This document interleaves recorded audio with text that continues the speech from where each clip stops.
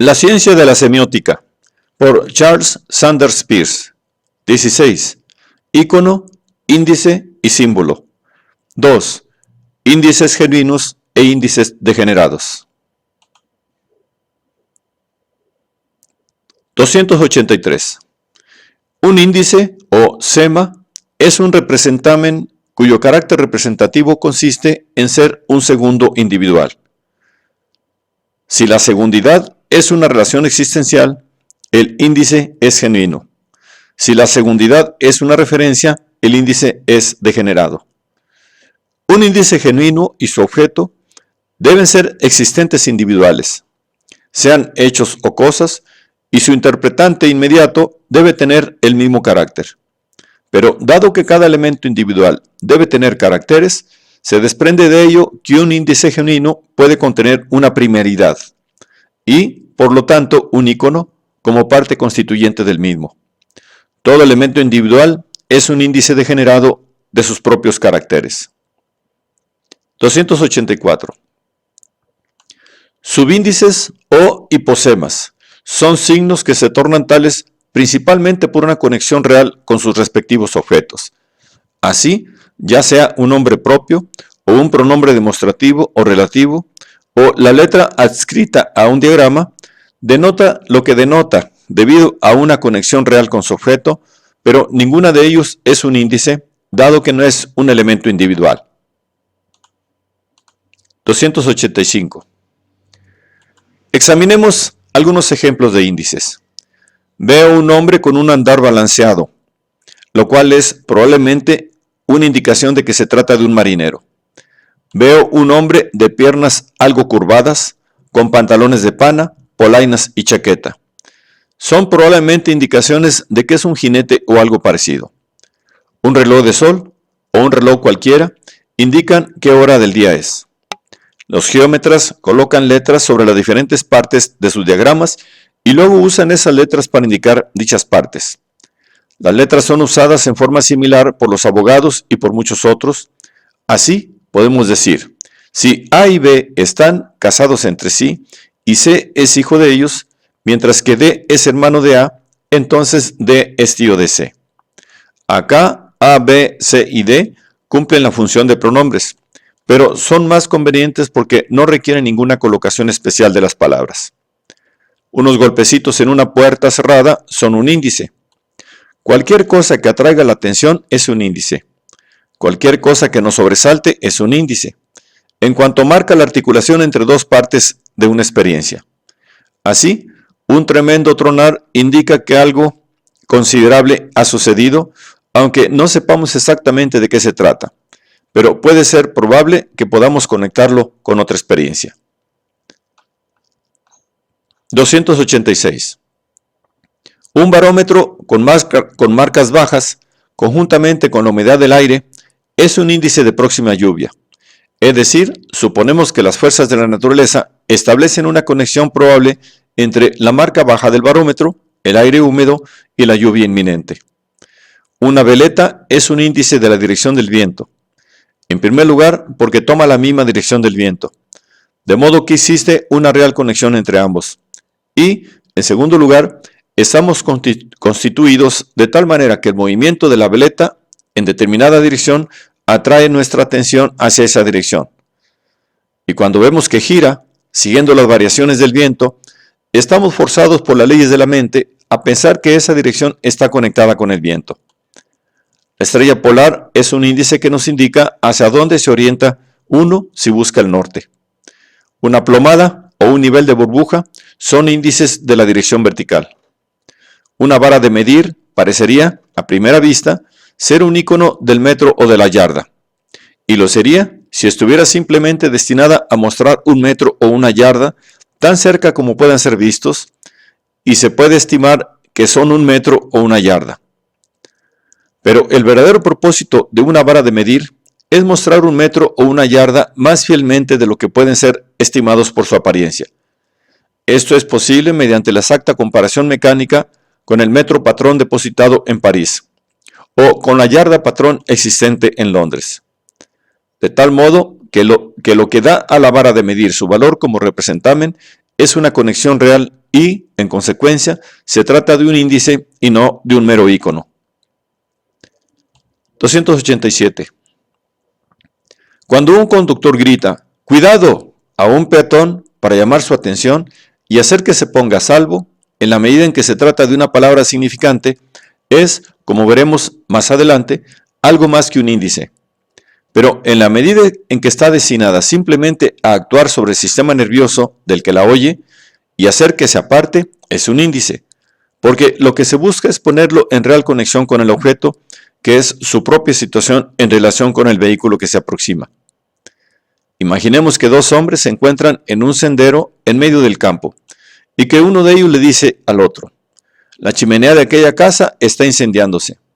El otro mira en derredor y percibe una casa con persianas verdes y una galería cuya chimenea humea. Siguen caminando algunos kilómetros y encuentra a otro peatón. Actuando como un tonto le dice: la chimenea de aquella casa está incendiándose. ¿Qué casa?, pregunta el otro. Oh, una casa con persianas verdes y una galería, contesta el tonto. Pregunta nuevamente el otro: ¿dónde está la casa? Está buscando algún índice que le permita conectar su alarma con la casa en cuestión. Las palabras por sí solas son insuficientes para lograr esto. Los pronombres demostrativos esta, aquella, son índices, puesto que promueven que el receptor utilice sus poderes de observación para poder establecer una conexión real entre su mente y el objeto.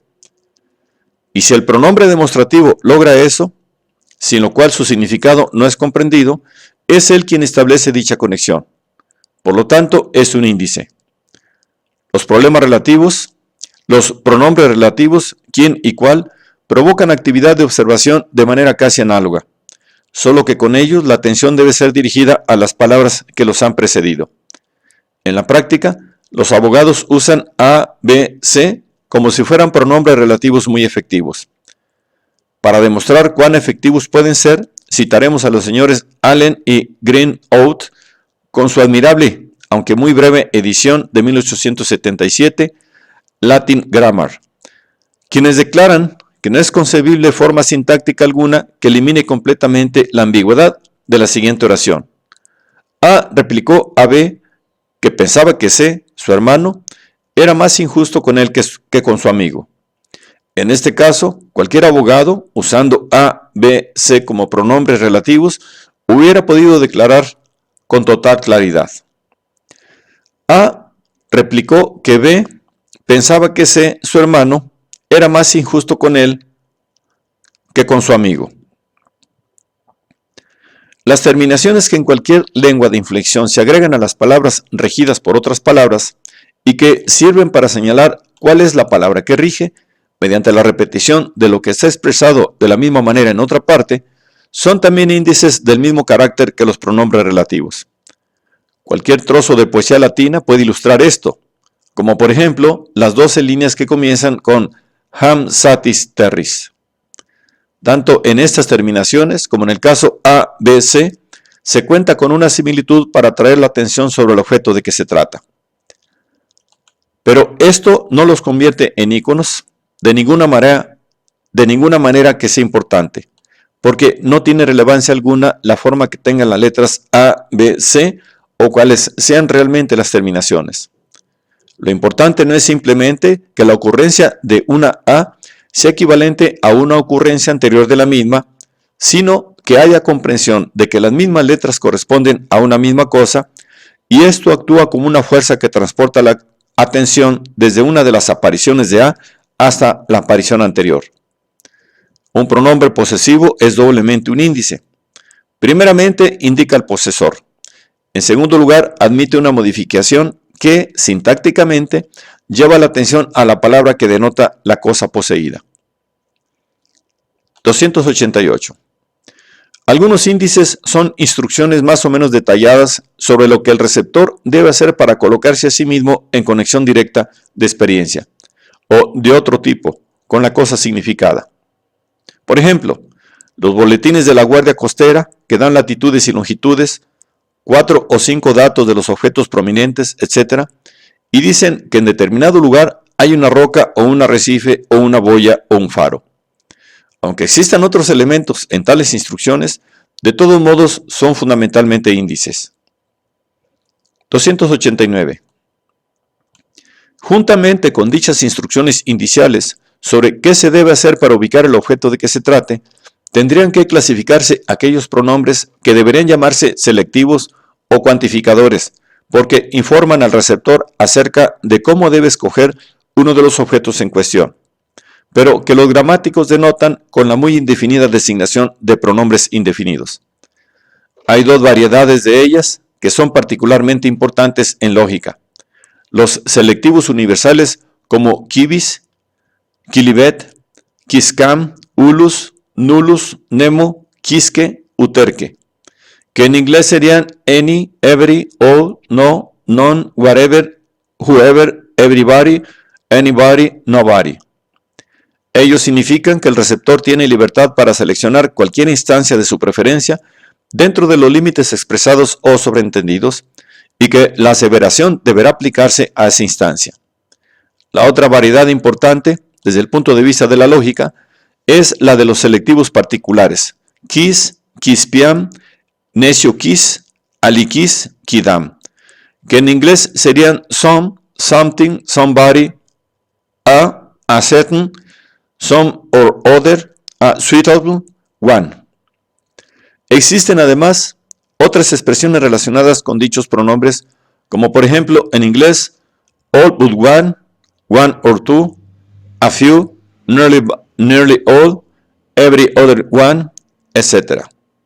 También en la misma clasificación deberían incluirse los adverbios de lugar, de tiempo, etc. También correspondería incluir las palabras inglesas the first, the last, the seventh, 2/3 of, thousands of, etc. 290.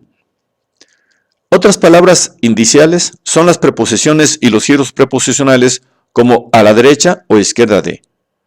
La derecha y la izquierda no pueden ser identificadas mediante ninguna descripción general. Otras preposiciones expresan relaciones que podrían tal vez ser descriptas, pero cuando se refieren, como lo hacen más a menudo de lo que pudiera creerse, a una situación relativa a la colocación observada, o que se supone que se conoce por medio de la experiencia de quien habla con relación con la de quien escucha, entonces el elemento indicial pasa a ser dominante. 291. Los íconos y los índices no aseveran nada. Si un ícono pudiera ser interpretado por una oración, dicha oración debería estar en modo potencial. Vale decir, diría simplemente: suponga que una figura tiene 3 lados, etc. Si, en cambio, interpretamos así un índice, el modo debería ser imperativo o vocativo, como vea eso o cuidado. Pero los signos que ahora vamos a considerar están por naturaleza en el modo indicativo, o, como debería llamarse, en el modo declarativo. Naturalmente, también pueden trasladarse a cualquier otro modo, puesto que las declaraciones pueden estar sujetas a duda o pueden ser interrogaciones o darse imperativamente.